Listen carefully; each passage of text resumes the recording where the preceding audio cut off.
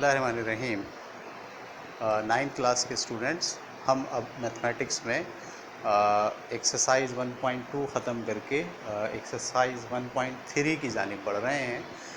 और इससे पहले कि हम 1.3 की एक्सरसाइज बाज़ाब्ता शुरू करें, इस एक्सरसाइज में कुछ बुनियादी कॉन्सेप्ट्स दिए गए हैं।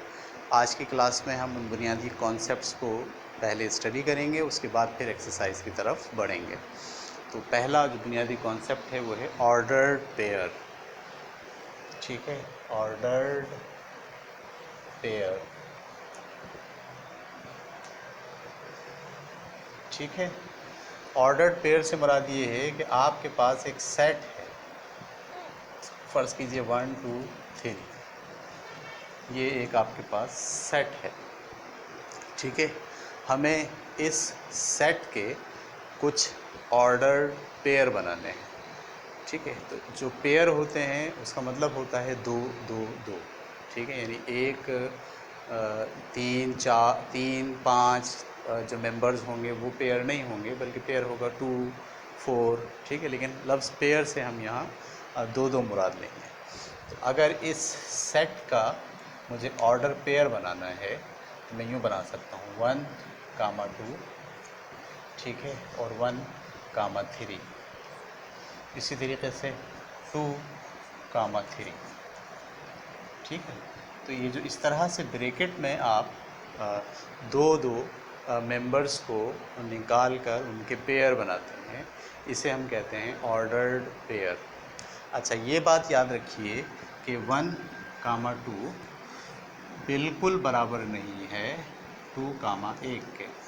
देखिए, ये ऑर्डर्ड पेयर हैं।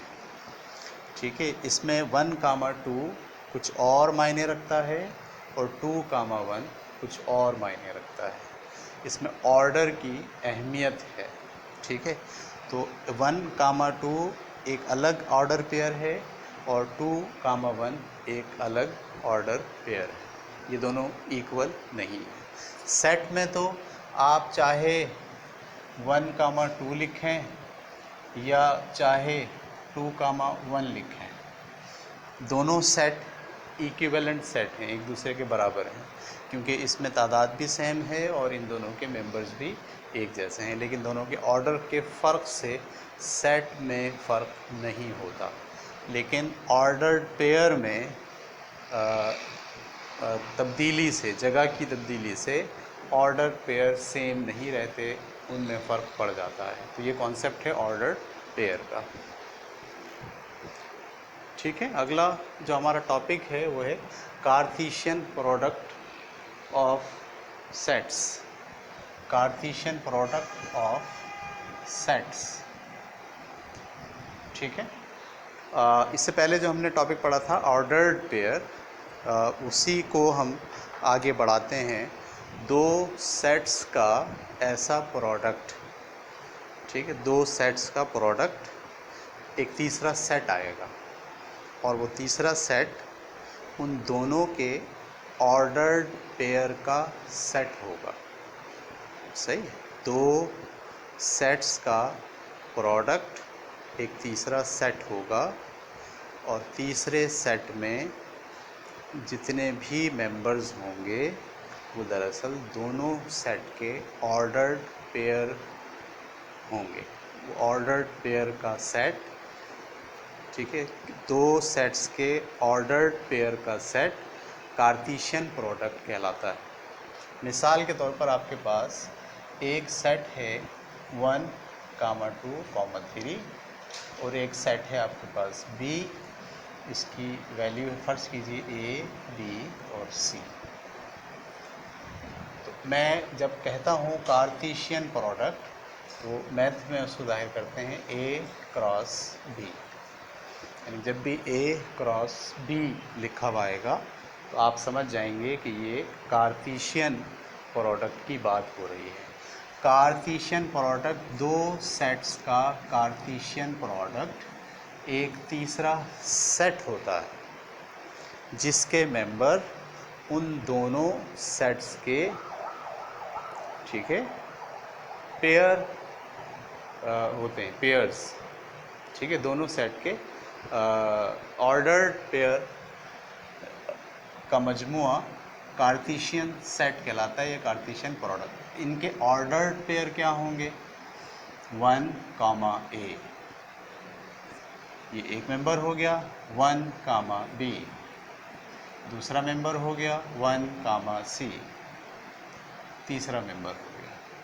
चौथा मेंबर 2, A, इसी को मैं आगे बढ़ा रहा हूँ, 2, B, 2, C।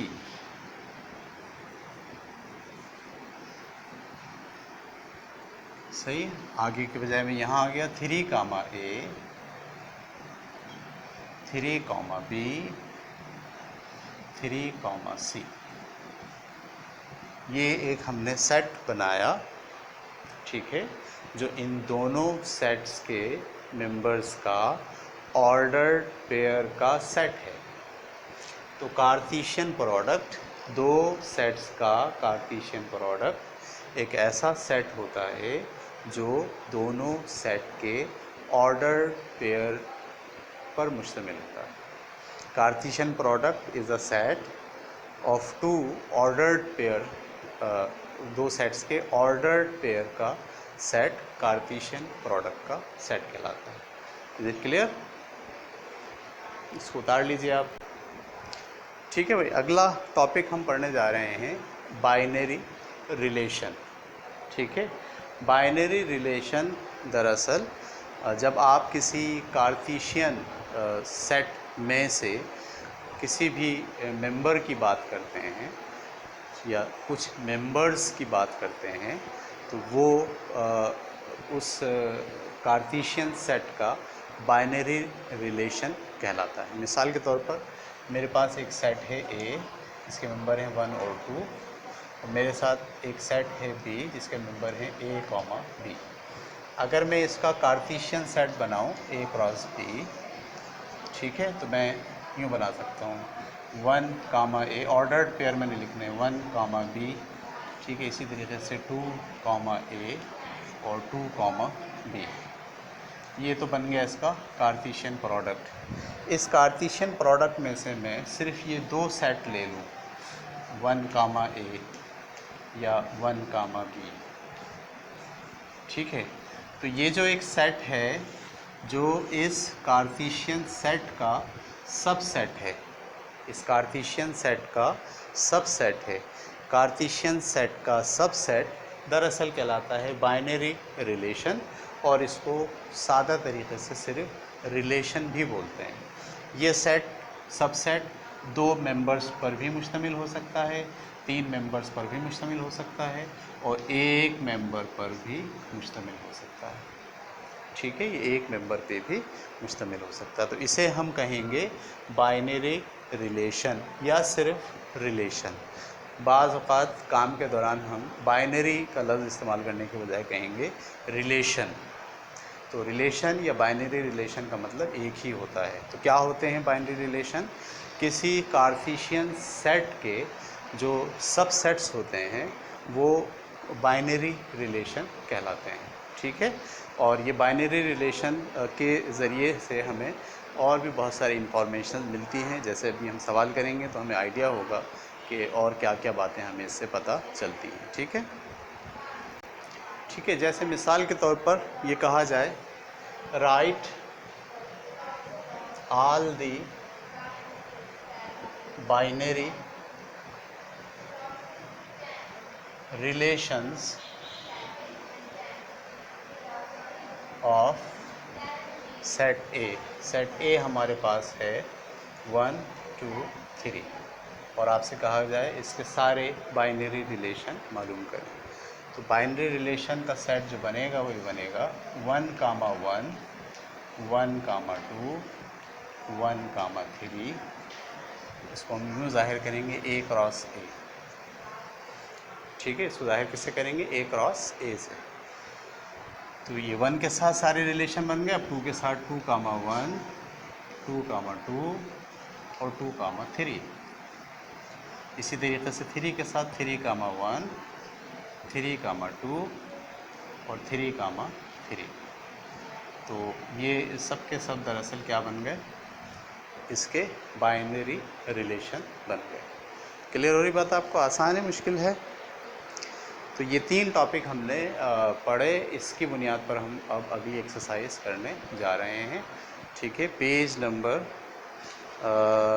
आपकी बुक का पेज नंबर 18 पर ये आपकी एक्सरसाइज है। आप सब बच्चे 18 पेज पर चले जाइए और हम वहाँ से कुछ सवाल हल करेंगे।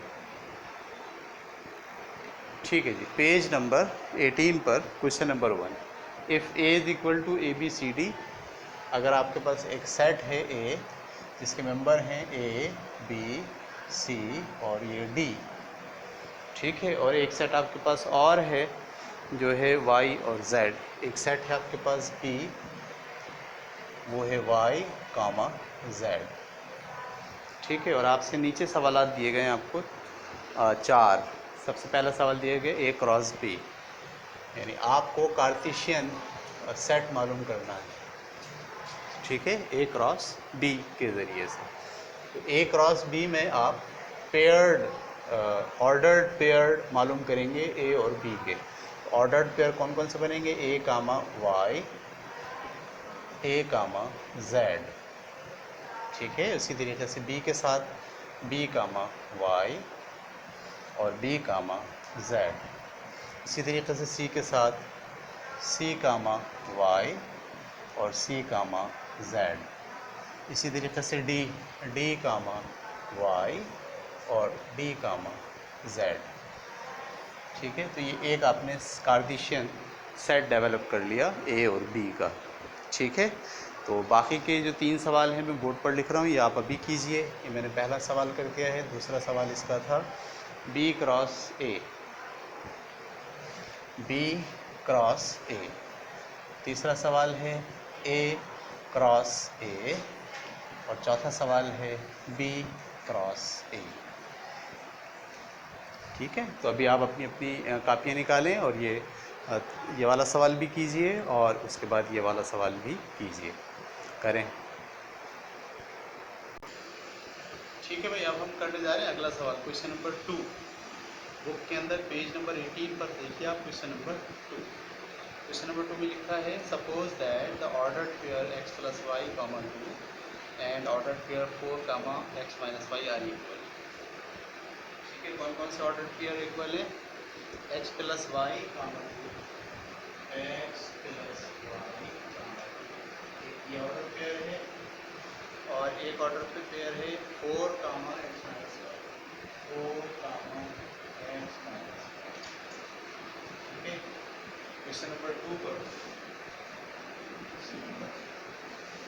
फर्ज कीजिए ये दोनों, suppose that the order pair A and A R equal, find x and y, आपको x और y की वैल्यू मालूम करनी है।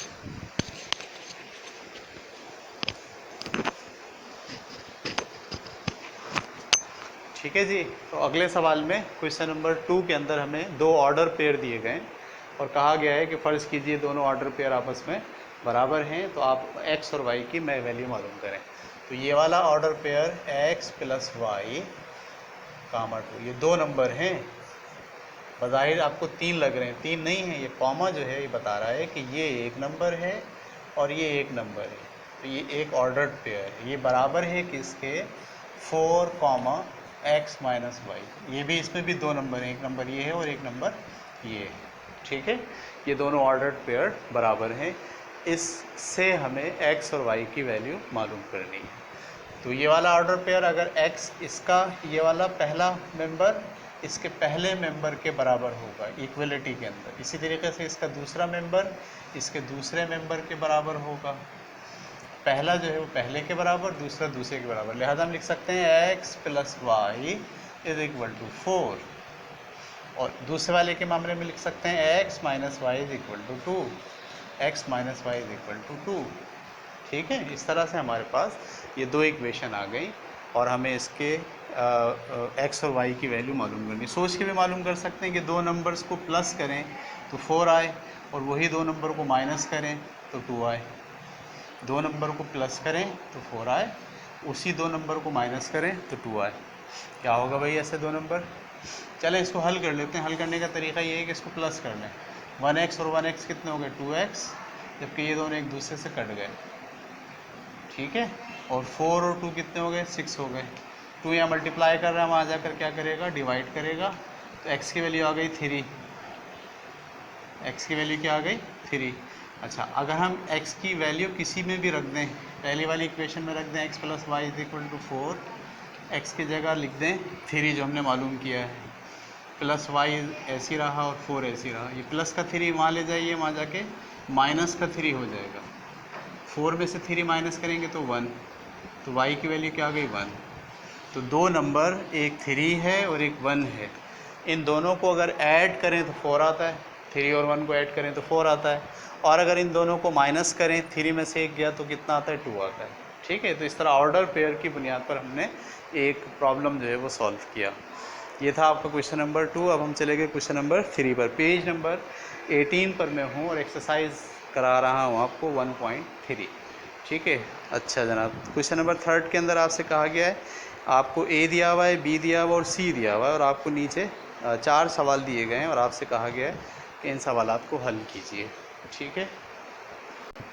ठीक है, क्वेश्चन नंबर 3 में आपसे कहा गया है ए बराबर है a, b, एक सेट है ए, उसके मेंबर हैं ए और बी, ठीक है। इसी तरीके से एक सेट है आपके पास बी जिसके मेंबर हैं 2 और 3, 2, 3, और एक सेट है आपके पास सी जिसके मेंबर हैं 3, 4। ये आपको चीज़ें दे दी गई हैं और अब आपसे कहा गया है कि मालूम कीजिए A cross B union C। पहला सवाल है A cross B union C, और दूसरा सवाल है इसी में A cross B union A cross C, A cross B union A cross C, ये दूसरा सवाल है। और तीसरा सवाल आपको दिया गया है A cross B intersection C, A cross B intersection C, और चौथा सवाल इसी में आपको दिया गया है A cross B intersection A cross C, A cross B intersection A cross C। जी हाँ, A cross C, A cross C, ठीक है।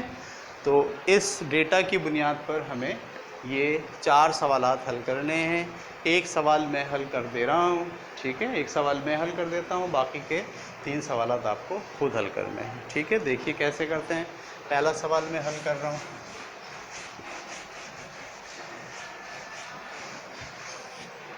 ठीक है। पहले सवाल में कहा गया है A cross B union C। पहले हमें निकालना पड़ेगा इस ब्रैकेट का B यूनियन C। B की जगह B के मेंबर क्या हैं 2, 3, और यूनियन की जगह यूनियन, और C की जगह C के मेंबर 3, 4। अब इनका यूनियन कर लीजिए, B यूनियन C। जब आप यूनियन करते हैं तो सबको मिला देते हैं और एक नंबर एक ही बार आता है, तो 2, 3 आ चुका है और 4, ये आपने निकाल लिया B यूनियन C। अब आपको करना है ये वाली बात, A cross B union C। तो मैं पहले A की जगह पर A के मेंबर मालूम कर रहा हूँ, ठीक है। A के मेंबर आपके पास क्या हैं A, B। क्रॉस की जगह मैंने क्रॉस का निशान ऐसे लगाया, और B यूनियन C हमारे पास क्या निकला 2, 3, 4, ठीक है। अब आप इसको कैसे हल करेंगे, A के साथ 2 ऑर्डर्ड पेयर बनाने हैं आपको, A, 2, फिर A के साथ 3, A, 3, फिर A के साथ 4, A, 4। A के साथ आपने सारे पेयर बना लिए, B के साथ B, 2,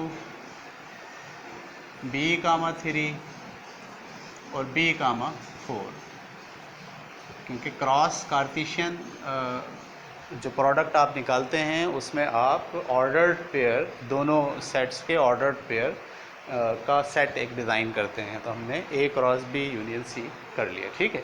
बिल्कुल ऐसे ही इसको उतार लें, आप इसको उतार लीजिए पास करके।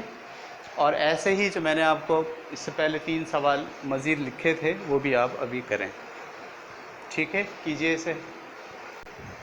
ठीक है जी, इसके बाद हम आ गए क्वेश्चन नंबर 3 पर, सॉरी क्वेश्चन नंबर 4 पर।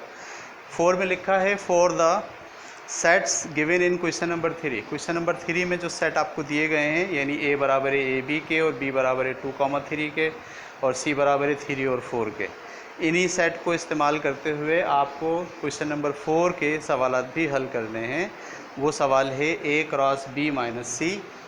मैं ये क्वेश्चन नंबर 4 पर हूँ, और पहला सवाल जो आपको हल करना है वो है ए क्रॉस बी माइनस सी। ठीक है, और दूसरा सवाल जो आपको हल करना है A cross C minus B. दूसरा सवाल है A cross C minus B. और तीसरा सवाल है A cross B delta C. A cross B delta सी। ठीक है, और इसके लिए जो डेटा आपको यूज़ करना है वो वही यूज़ करना है जो क्वेश्चन नंबर 3 में था। क्वेश्चन नंबर 3 में डेटा क्या था आपके पास? आपको ए दिया हुआ था, ए कॉमा बी, आपको बी दिया हुआ था 2,3, और आपको सी दिया हुआ था 3,4। ठीक है भाई, तो इस डेटा को यूज़ करते हुए आपको ये 3 सवालात हल करने हैं। तो मैं इसमें सबसे जो मुश्किल सवाल है ये वाला 3, ये मैं हल करा देता हूँ। बाकी के ये 2 सवाल आप अपने पास खुद अभी बैठकर करेंगे। तो तीसरा सवाल मैंने पकड़ा, तो लिखा हुआ है A cross B delta C. मुझे सबसे पहले इसमें क्या निकालना है? B delta C. तो मैं b की जगह b की वैल्यू लिखूँ। b की वैल्यू क्या है? 2,3, और डेल्टा की जगह मैंने डेल्टा का निशान लिखा, और c की जगह मैंने c की वैल्यू लिखी। c की वैल्यू क्या? 3,4। आपको ये बात याद होनी चाहिए कि ये सिमेट्रिकल डिफरेंस है। जो डेल्टा होता है ये दरअसल सिमेट्रिकल डिफरेंस होता है। सिमेट्रिकल डिफरेंस का मतलब सारे मेंबर्स आने हैं, बस वो नहीं आने जो कॉमन है। ठीक है, तो इसमें सारे मेंबर्स लिखने ये सब, लेकिन जो कॉमन है वो नहीं लिखना। तो इसका मतलब सिर्फ क्या आएगा? 2 और 4। ये आपके पास निकाल लिया हमने बी डेल्टा सी। अब हम निकालेंगे ए क्रॉस बी डेल्टा सी। ए की जगह मैंने लिखा है ए के मेंबर कौन कौन से हैं? ए कॉमा बी, और क्रॉस का निशान मैंने ऐसे बनाया। बी डेल्टा सी की जगह मैंने लिखा बी डेल्टा सी के मेंबर 2 और 4, और अब इनके मैं ऑर्डर पेयर बनाऊंगा।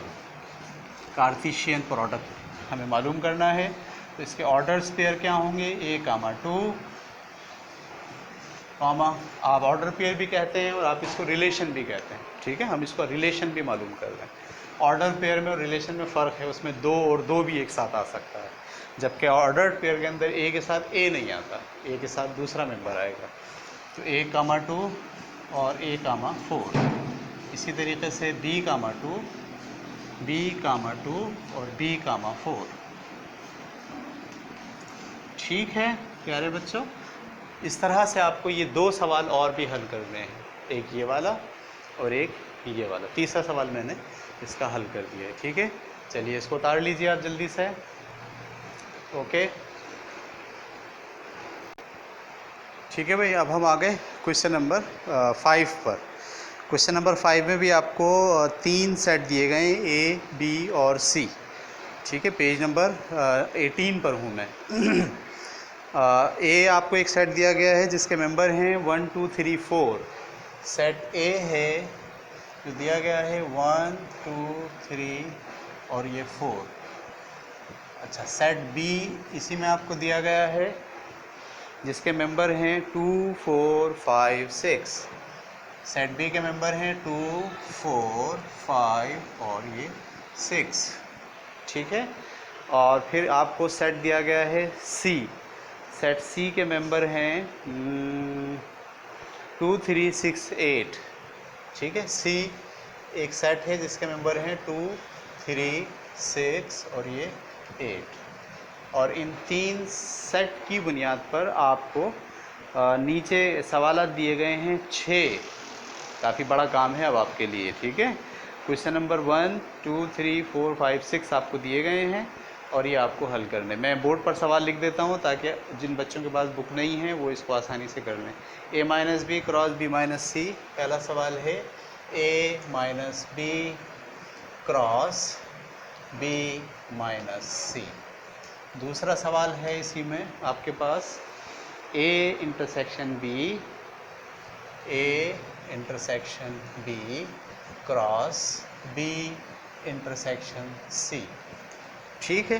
तीसरा सवाल जो आपको बुक में दिया गया है करने के लिए वो है a cross b intersection b cross c, a cross b intersection b cross c।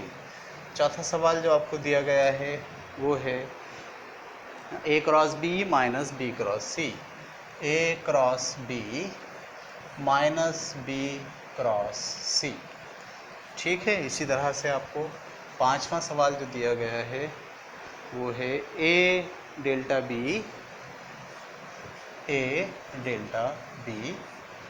Cross b intersection c, b intersection c। और छठा सवाल आपको दिया गया है b cross c delta c cross a। ठीक है प्यारे बच्चों, इस एक्सरसाइज में ये जो 6 सवाल आपको दिए गए हैं इसमें आपकी अब तक की जितनी स्टडीज़ हैं सेट के ऑपरेशन से मुताल्लिक वो सारी स्टडीज़ का इम्तिहान है आपका। ठीक है। अगर आपने डेल्टा अच्छा तरीके से समझा है, यूनियन इंटरसेक्शन अच्छे तरीके से आपने समझे हैं, माइनस, इसमें कम्प्लीमेंट का कोई सवाल नहीं है, बाकी सारे ऑपरेशंस तकरीबन आपको यहाँ दे दिए गए हैं। तो आप इस डेटा को इस्तेमाल करते हुए ये वाले सारे सवालात हल करेंगे। ठीक है। आज की क्लास हम यहाँ ख़त्म करते हैं। मैं ये बात समझाता चलूँ कि मैं टॉपिक पढ़ाता हूँ आपको और उस टॉपिक के से मुताल्लिक़ जो सवालात हैं वो एक्सरसाइज में से कराता हूँ और पूरी एक्सरसाइज में नहीं कराता। ठीक है। मैं कोशिश ये कर रहा हूँ कि जो इम्पॉर्टेंट चीज़ें हैं, जो ज़रूरी हैं, आपको कॉन्सेप्ट दे के उसकी मश्क करा दी जाए। बाकी जो सवालात मैं छोड़ रहा हूँ आप वो सवालात ख़ुद हल करने की कोशिश किया करें। एक तरीक़ा इसका ये है कि आप मार्केट से जाकर एक की ख़रीदिए, यानी 10th क्लास की या 9th क्लास की इस मैथमेटिक्स की आपको मिलेगी जिसमें सब सवालात का सलूशन हल करके वहाँ दिखाया गया होता है। तो सबसे पहले तो आप ख़ुद हल करने की कोशिश करा करें और अगर आप ख़ुद हल नहीं कर पा रहे, कहीं फंस जाएं, तो आप आसानी से उस की को खोलिए और उसके अंदर देखिए कि जो की वाले ने उसको सवाल को कैसे हल किया है। देखिए इस तरह पढ़ने से हमारा कोर्स जो है वो वक्त पर ख़त्म होगा। अगर सारे सवालात मैं यहाँ बोर्ड पर कराऊँ तो मुमकिन नहीं होगा कि हम अपना कोर्स वक्त पर ख़त्म कर लें। दूसरी अहम बात, जब आप सवालात ख़ुद हल करने बैठते हैं तो दरअसल आप अपनी ज़हनी सलाहियत का टेस्ट करते हैं और अगर आप सवाल करते हुए कहीं फंस जाते हैं और की का इस्तेमाल करते हैं तो आपको सेल्फ़ स्टडी की आदत पड़ती है। ये मेरा ज़ाती तजर्बा है कि जिस कदर आप की मदद से सवालात हल करते चले जाएंगे वैसे वैसे ही आपकी सेल्फ़ स्टडी की आदत, ख़ुद से पढ़ने की सलाहियत, किसी मामले को देखने की, किसी मैथमेटिक्स के सलूशन को ख़ुद से समझने की आदत आपके अंदर बिल्ड होती चली जाएगी। इसलिए मैं कुछ सवालात जो मैंने टॉपिक से मुताल्लिक़ पढ़ाए हैं वो मैं सवाल पहले टॉपिक पढ़ा देता हूँ, फिर सवालात जो उससे मुताल्लिक़ हैं वो आपको करा देता हूँ एग्जाम्पल के तौर पर, और फिर मैं आगे बढ़ जाता हूँ। ये वाली एक्सरसाइज भी मैं 1.3 यहीं तक मैं कराऊँगा। इसमें बहुत सारे सवालात हैं, ये सारे सवालात आप ख़ुद हल कीजिए, की मदद से हल कीजिए। ठीक है। ताकि आप मैथमेटिक्स में एक्सपर्ट हो जाएँ। मैं इंशाल्लाह अगली क्लास में अगला टॉपिक पढ़ाऊँगा आपको और अगले टॉपिक से मुताल्लिक़ कुछ एक्सरसाइज के सवालात कराऊँगा। ओके, आज की क्लास ख़त्म करते हैं। अल्लाह हाफ़िज़।